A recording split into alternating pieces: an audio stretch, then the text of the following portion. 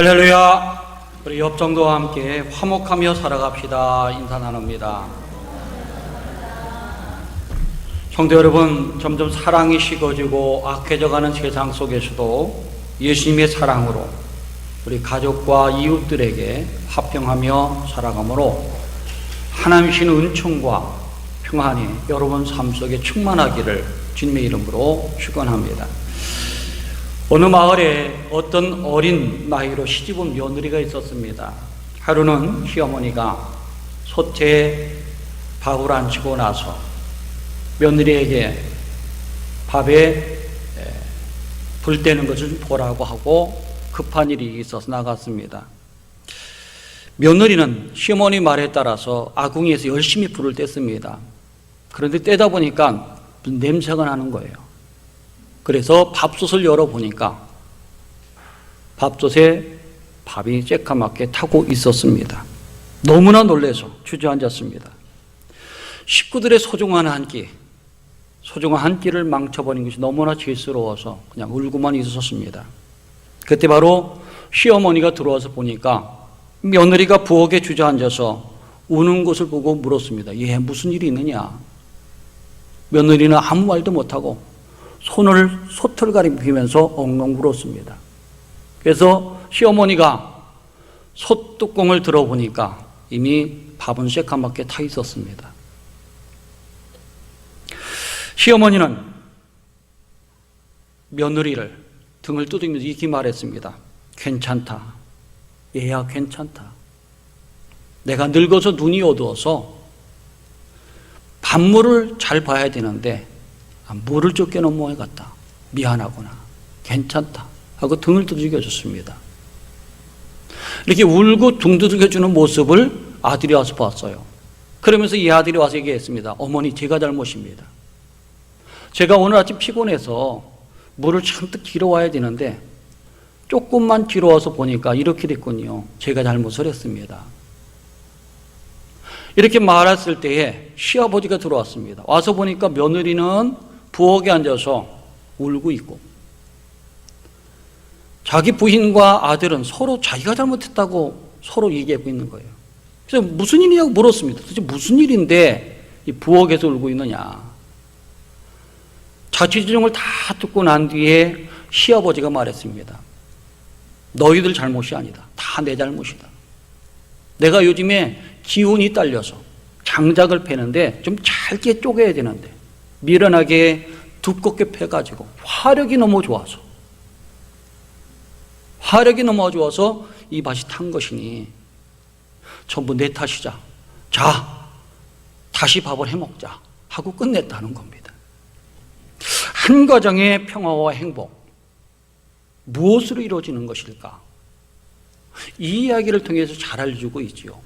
서로 내 탓이라 하면서 서로 이해하고 존중해 줄 때에 가정의 행복과 기쁨은 깃들게 되는 것입니다. 그렇지 않고 서로 내 탓이다, 내 잘못이다 라고 불평을 하게 되면 불행이 불같이 그 가정에 임한다는 겁니다. 이런 사실을 알았던 솔로몬은 잠언 15장에서 이렇게 말씀을 했습니다. 온순한 혀는 곧 생명나무이지만 패역한 혀는 마음을 상하게 하느니라. 채소를 먹으며 서로 사랑하는 것이 살찐 소를 먹으며 서로 미워하는 것보다 나으니라. 아마 우리가 잘 알고 있는 말씀이에요. 그렇습니다. 우리 모두가 서로 사랑하며 이해하고 용서하고 존중하면 화평하고 행복한 가정을 이룰 수 있고 세상을 이룰 수 있다는 겁니다. 예수님도 본문에서 화평하고 화목하는 것이 얼마나 중요한 것인지 우리에게 말씀해 주고 있습니다. 예수님 오늘 주는 말씀에서 예배만큼 중요한 것이 또 하나 있다는 사실을 얘기해 주고 있는 것이죠. 너희가 예물을 드리기 전에 형제에게 원망 들을 만한 일이 있거든 먼저 가서 형제와 화목하고 그 후에 와서 예물을 드리라. 이 말씀 속에 예배만큼 소중한 것이 있다는 거예요. 무엇입니까? 화목이라는 겁니다. 화목이 무엇이기에 예수님께서 이렇게 예배만큼 중요한 것이라고 말씀하고 있는 것일까? 오늘은 이 본문 말씀을 중심으로 화목의 중요성 세 가지를 얘기해 드리고자 합니다. 첫 번째는 화목하지 못하면 우리가 예배와 예물을 드릴지라도 하나님께서 기뻐 받으시지 않는다는 거예요. 그래서 화목으로 예배를 드리라 말씀하는 것입니다. 이스라엘 백성들은 하나님 앞에 제사를 드릴 때에 자신의 몸도 그리고 마음도 정결하게 하고 흠없는 제물을 가지고 제사를 드렸어요.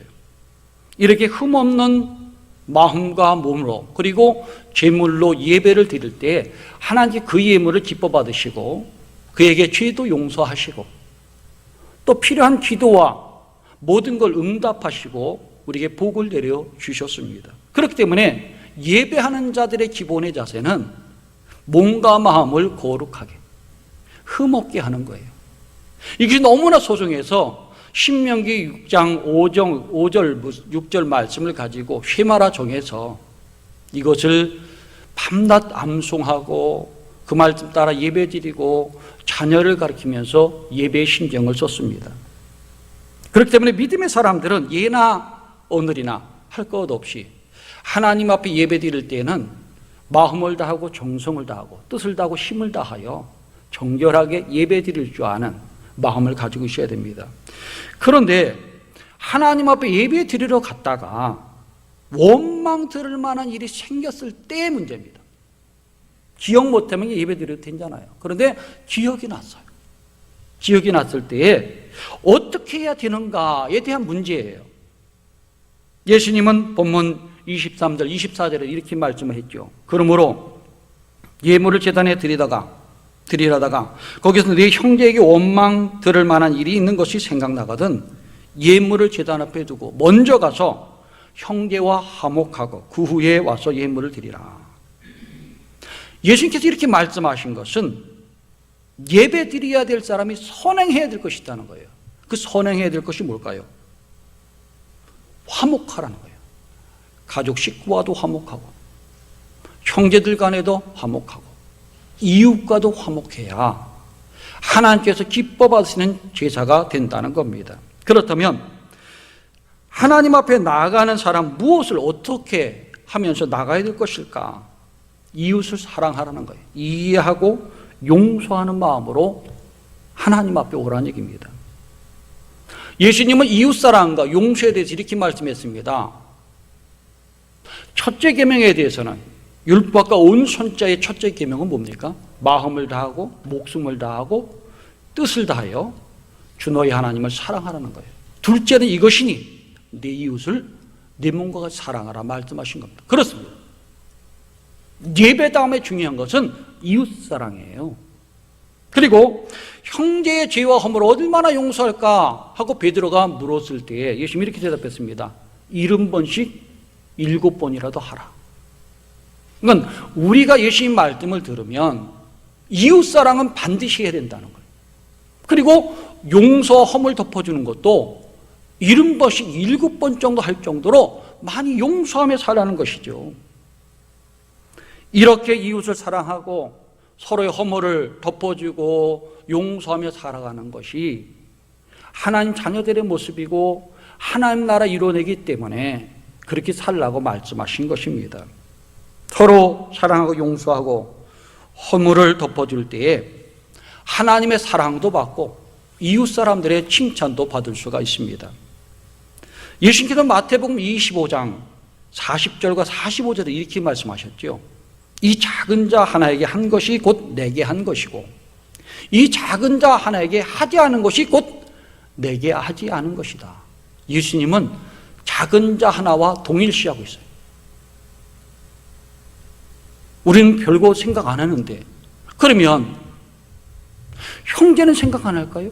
이웃도 다 동일시하고 있는 거예요. 그래서 사도 바울이 이제 바울이 되기 전에 사울이었죠. 다메섹소성에서 뭐라고 말했습니까? 사울아 사울아 네가 왜 나를 핍박하느냐. 아니 예수님은 돌아가셔서 부활하셔 승천하셨어요. 근데 어찌 사울이 예수님을 핍박했습니까? 그것은 예수 믿는 사람과 동일시한다는 거예요. 하나님은, 예수님은 가난한 자, 연약한 자, 지극히 작은 자, 어려운 자와 동일시하시는 분이에요. 그렇기 때문에 믿음의 사람들은 지극히 작은 자 하나에게 하는 것 관심 가져야 된다는 거예요. 그렇기 때문에 형제에 대해서 원망하고 불평할 것이 아니라 서로 이해하고 용서하고 화목할 수 있는 마음을 가져야 되겠죠. 그것이 바로 예수 믿는 사람들의 모습이어야 된다는 것입니다.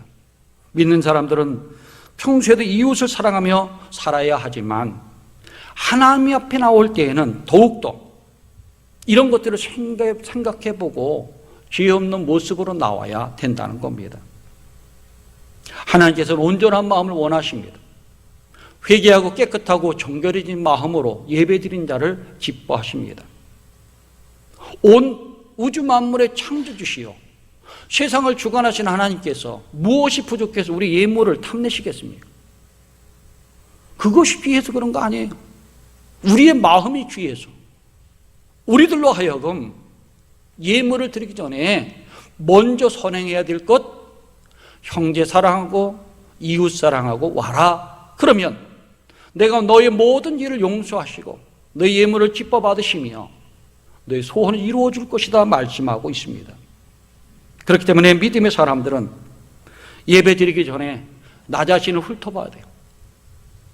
나의 자세도 몸도 마음도 주변의 삶의 모습도 돌아다 보면서 잘못한 것이 있으면 회개하고 화해하고 예배 드릴 때 하나님 기쁨이 되고 하나님 은총을 누릴 수가 있다는 겁니다. 성도 여러분, 하나님 앞에 나올 때마다 그냥 생각 없이 나오지 마시고 또 함께 기도도 해보고 주변도 돌아보고 서로 이해할 수 있으면 이해하고 화해할 수 있으면 화해하고 용서할 수 있는 건 용서하고 그리고 마음을 정결하게 해서 주님 앞에 나옴으로 하나님의 사랑과 은총을 누리는 믿음의 모든 종들 되시기를 주님의 이름으로 축원합니다.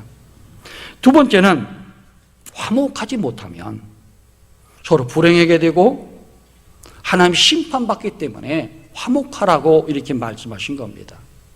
이솝의 우화를 보면 네 마리 황소에 대한 얘기가 나옵니다. 이 네 마리 황소는 언제 어디서나 어느 때나 항상 같이 다녔어요. 함께 풀도 먹고 그리고 물도 먹고 뛰놀기도 하고 쉬기도 했습니다.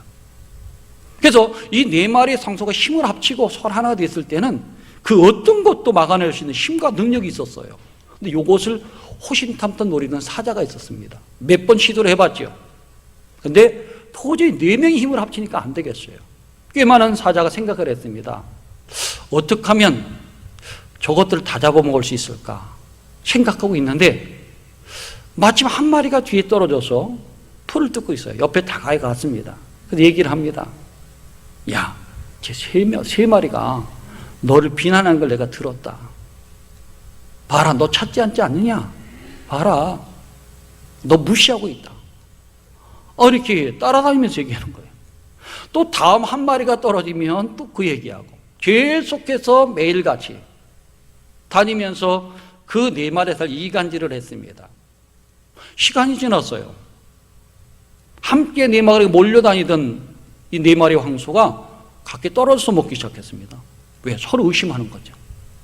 저게 나를, 저것이 나를 하면서 의심하게 되고 불신하게 되고 믿지 못하게 되니까 서로 상대도 별로 안 하고 얘기도 별로 안 했습니다. 떨어지게 먹게 됐어요. 그랬을 때 이 사자는 한 마리 한 마리씩 먹기 시작해서 마지막 네 마리째 기쁨의 잔치를 벌이고 웃었다고 하는 겁니다. 사탄은 항상 우리 곁에 와서 우리 사이를 갈라놓는 거예요. 이간질하는 것이죠. 그러면 패망할 수밖에 없습니다. 이솝이라는 사람은 지혜로운 사람이죠. 우리 사람들이 어떻게 살아야 행복할 수 있고 기쁠 수 있고 평안할 수 있는가를 이 네 마리 황소를 통해서 알려주고 있는 것입니다. 그리고 화목이 얼마나 중요한 것인가 라는 사실을 이 우화를 통해서 알려주고 있는 것입니다. 서로를 믿지 못하고 미워하고 시기하고 하나 되지 못하면 결국 서로가 불행하게 된다는 사실을 알려주고 있는 것이죠. 믿음도 마찬가지입니다. 우리 모두가 서로 믿음 생활할 때에 서로 믿고 의지해야 되는 거예요. 서로 신뢰하고 믿어주고 또 감싸주고 사랑하며 화목하며 살아갈 때 행복한 믿음 생활을 할 수 있다는 겁니다. 화목이 얼마나 중요한 것인가? 예수님 오늘 본문 말씀을 통해서 살인과 비교하면서 말씀을 해주십니다. 살인이면 생각해 보세요. 옛날 법에도 살인이에요. 심판받고 당연히 죽을 수밖에 없어요. 왜? 이스라엘 법은 눈의 눈으로 이는 이로 했으니까 살인한 자는 살인을 당하게 돼 있어요. 그게 법입니다. 근데 예수님은 오늘 말씀을 통해서 이렇게 말합니다. 율법은 살인하지 말라. 누군지 살인하게 되면 심판을 받게 되리라 라고 기록되어 있지만 나는 너에게 말한다. 형제에 노하는 자마다 심판을 받게 되고 라간하는 자는 공회에 잡혀가게 되고 미련한 놈이라 하는 자는 지옥불에 던지게 되리라. 이 말씀을 통해서 형제에게 잘못하는 것이 얼마나 큰 죄인가라는 것을 우리에게 다시 한번 얘기해 주고 있는 겁니다. 예수님은 이 말씀을 통해서 살인만큼 나쁜 것은 형제에게 노하는 것이다. 뭐 할 때는 미워해서 노하는 거예요. 그렇지 않겠습니까? 근데 미워해서 노하는 게 왜 이렇게 살인에 해당될까요? 심판을 받는다고 했을까요? 여러분 생각해 보세요. 요즘에 아이들이 왕따를 시키잖아요. 조금 괴롭히잖아요. 장난으로 그러는 애들도 있어요. 미워서 그러는 것도 있어요. 근데 결국 그 애들은 어떻게 됩니까? 피하지 못하면 결국 자살하는 거 보잖아요. 남을 미워하고 시기하고 그리고 노하게 되면 그로 인해서 그 사람은 상심하게 되고 낙심하게 되고 결국 자살에 이르게 되는 거예요. 그렇기 때문에 하나님은 그것 원인이 바로 미움이다, 노하는 것이다 해서 심판을 받게 될 것이다. 라가라고 하는 게 뭘까요? 욕하는 거예요. 욕하는 거예요. 욕하는 자들도 공에 잡혀서 심판을 받고 그에 상당한 벌을 받게 될 것이다. 미련한 놈, 우리 흔히 할 수 있는 말입니다. 그죠? 미련한 것들이라고 그리고 미련한 놈이라고 얘기할 수 있잖아요. 근데 그 말을 하는 것은 결국 지옥불에 던지게 될 것이다. 엄청난 말이죠. 왜 이런 말을 했을까요? 이런 말 속에서 사람의 마음에 상심이 되고 낙심이 되고 고난을 받고 힘들어하고 탄식하는 거 하나님이 들으신다는 거예요. 뿐만 아니라 그 사람이 결국 자살하게 되면 잘못하게 되면 그 책임 누굽니까? 말한 사람의 것이라는 거예요. 적어도 하나님 믿는 사람들, 예수 믿는 사람들은 하나님 사랑을 가지고 살아가야 되기 때문에 그렇게 대해서는 안 된다는 것이죠. 그래서 화평함이 얼마나 중요한가, 이유가 화목함이 얼마나 중요한가 말씀해 주고 있는 것입니다. 성도 여러분, 우리가 말을 할 때에 항상 조심을 해야 되는 거예요. 그래서 할 말과 안 할 말을 따져서 되도록 참고 인내하며 살아야 된다는 겁니다. 화목하신 주님의 말씀 듣고서 서로 이해하기도 하고 용서하기도 하고 그리고 그 사람 불쌍히 여기는 긍휼의 마음을 가지고 살아가며 화목함으로 하나님의 사랑도 받고 많은 사람들 존귀함 받는 우리 성도님들 되시기를 주님의 이름으로 축원합니다. 세 번째는 화목하는 것이 하나님 나라 백성의 성품이요, 하나님 나라를 이룰 수 있기 때문에 화목하라고 말씀하신 겁니다. 예수님 마태복음 5장 9절에서 이렇게 말씀했습니다. 화평하게 하는 사람은 복이 있나니 그들이 하나님의 아들이라 일컬음을 받을 것이며. 예수님이 이 말씀을 통해서 하나님의 자녀들의 성품에 대해서 말합니다. 하나님 자녀들 어떤 성품 가져야 돼요? 사랑도 마찬가지지만 화평하는 성품을 가져야 된다는 겁니다. 하나님 자녀 이웃과 화평을 살아감으로 하나님의 아들, 딸이라 인정받을 때에 하나님이 기쁨이 되고 뿐만 아니라 하나님의 사랑을 받을 수 있고 복을 이룰 수가 있습니다. 화평, 화목은 하나님 자녀들의 성품이에요.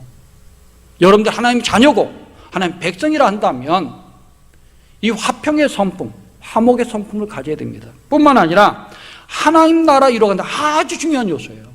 하나님 나라는 무엇으로 이루어지는가? 사랑으로 이루어져요. 사랑이 무엇으로 열매 맺습니까? 화평으로 열매 맺습니다. 그래서 성령의 열매 중에 9가지 열매 세 번째가 뭘까요? 화평이에요. 사랑과 희락과 화평과 오래 참음이 나오잖아요. 생각해 보세요. 너무나 중요한 것이기 때문에 화평을 놓게 된 것입니다.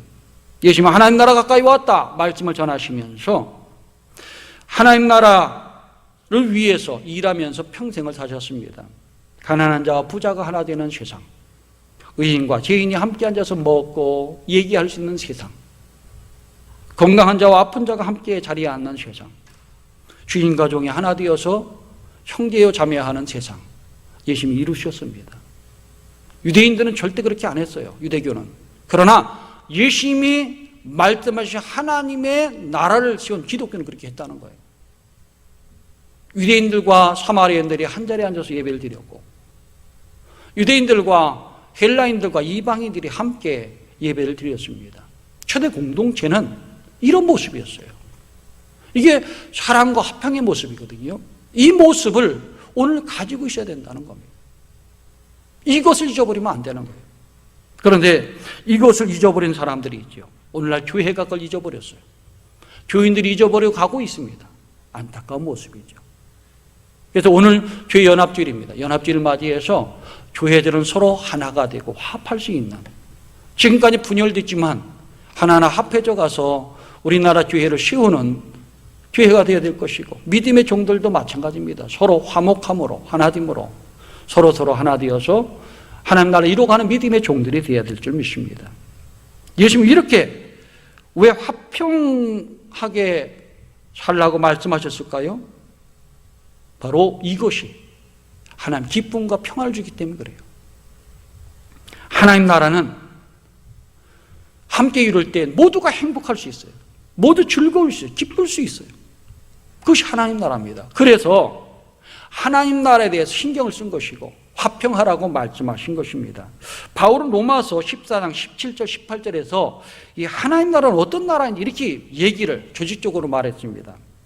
하나님 나라는 먹는 것과 마시는 것이 아니 오직 성령 안에서 의와 평강과 희락이라. 이로써 그리스도를 섬기는 자들은 하나님을 기쁘시게 하고 사람들의 칭찬을 받느니라. 여러분, 세상 사람과 믿는 사람이 다른 게 뭘까요? 세상 사람 먹고 마시고 드리는 게 천국이라고 얘기합니다. 맞죠? 하나님 나라다. 먹고 마시고 다 보세요. 친구들 그렇잖아요. 근데 여러분들 어떻게 삽니까? 먹고 마시고 누리는 게 천국이 아니라 의롭게 사는 것, 화평하게 사는 것, 그리고 기쁨으로 사는 것, 서로 기뻐하며 사는 것, 이게 천국이라는 것. 그렇게 될 때 하나님의 사랑도 받고 세상 사람이 존경을 받는 것입니다. 그렇기 때문에 우리가 하나님 나라에 들어가기 위해서는 예수님의 피로 모든 죄악이 씻겨지며, 그리고 예수님의 마음을 담아서 거룩해질 때에 의롭게 되고 화평한 사람이 되고 기쁨을 누리는, 기쁨을 나누는 사람이 될 수가 있는 것입니다. 그 모습 가져야 하나님 나라를 이룰 수가 있다는 겁니다. 바울은 히브리서 12장 14절에 또 이렇게 말을 했습니다. 모든 사람과 더불어 화평함과 거룩함을 품어라. 이것이 없이는 아무도 주를 보지 못하리라. 이것이 뭡니까? 화평함과 거룩함이에요. 사랑에서 나오는 게 화평이거든요. 그리고 예수 믿어서 피로 의롭게 되고 주의 말씀 따라 되는 것이 거룩함이에요. 이 두 가지는 꼭 가지고 있어야 하나님 뵐 수가 있다는 겁니다. 그렇습니다. 그렇기 때문에 우리는 하나님 나라의 자녀의 품성, 뭐예요? 화평이에요. 사랑과 화평. 그리고 예수 믿어서 가질 수 있는 품성, 거룩함을 가지고 살아갈 때 하나님 은총을 누릴 수가 있다는 겁니다. 어느 현자가 제자들을 불러놓고 물었습니다. 밤이 어둠이 지나고 난 뒤에 새날이 밝아오는 걸 어떻게 알 수 있는가? 한번 얘기 좀 해봐라 그랬습니다. 한 제자가 말했습니다. 스승님, 캄캄해서 아무것도 볼 수가 없는데 환해져서 사물이 보일 때, 그때가 날이 밝은 겁니다. 맞잖아요. 근데 이 스승은 아니라고 했습니다. 그것은 아니다. 한 제자가 말했습니다. 스님, 그러면 캄캄해서 아무것도 볼 수가 없는데 이제는 색깔까지 보면서 꽃도 보고 들판에 날아다니는 새도 보고 다니는 동물들을 보고 확실하게 보일 때 그때가 날이 밝은 거 아니겠습니까? 그것도 아니라고 말했습니다. 그 제자들은 머리를 싸매고 이런 말 저런 말 하면서 이것이 새날이 밝아온 것입니다, 저것이 새날이 밝아온 것이 말을 했습니다. 모두 아니라고 고개를 저었어요. 이 제자들이 물었습니다. 그럼 스승님, 날이 밝아온다는 것이 무엇입니까? 라고 말했을 때 이렇게 말을 했습니다. 너희가 눈을 뜨고 주위를 둘러보았을 때에 지나다니는 모든 사람들이 형제 자매로 보이면 그때 비로소 새날이 밝아온 것이다. 그렇습니다. 새날이 밝아오고 우리의 기쁜 날이 되는 것은 지나다니는 모든 것들이 아름답게 보일 때, 지나다니는 모든 사람들이 형제요 자매로 보일 때에 그때 바로 새날이 되고 기쁜 날이 되고 평화로운 날이 되고 행복한 날이 된다는 것입니다. 그래, 믿음의 사람들은 이 새날이 밝아오는 이날에게 이 땅에 새날을 주신 예수님을 바라보면서 그 마음 가지고 형제 자매를 내 형제 자매로 안고도 품고서 함께 살아갈 때 행복의 삶이 이루어진다는 겁니다. 오늘은 교회연합주일이죠. 이 땅에 여러 가지 일로 인해서 교회가 갈렸습니다. 이제 크게 갈린 교회들이 있지만은 지금은 합동축에는 200개가 넘는다 그래요. 200개도 아마 넘을 겁니다. 이단도 그 속에 들어와서 있어요. 이 갈라진 것, 인간의 욕심이에요. 자기 편견이에요. 앞으로 교회가 할 일은 갈라진 교회들을 하나 될 수 있도록 힘을 모으는데 우리가 힘과 정성과 기도를 다해야 될 줄로 압니다. 이것이 우리의 사명이에요. 앞으로의 사명은. 또 이제 이번 주간이 지나고 다음 주간이 되면 추석이 옵니다. 흩어졌던 형제들이 모이기도 하지요. 그랬을 때 예수 믿는 사람들 어떻게 되는가?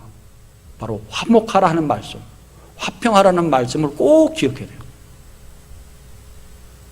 싫어하는 말, 좋아하지 않은 말, 비난하는 말 하지 말고 위로하고 격려하고 도와주는 사랑의 말, 화평의 말을 해야 될 줄 압니다.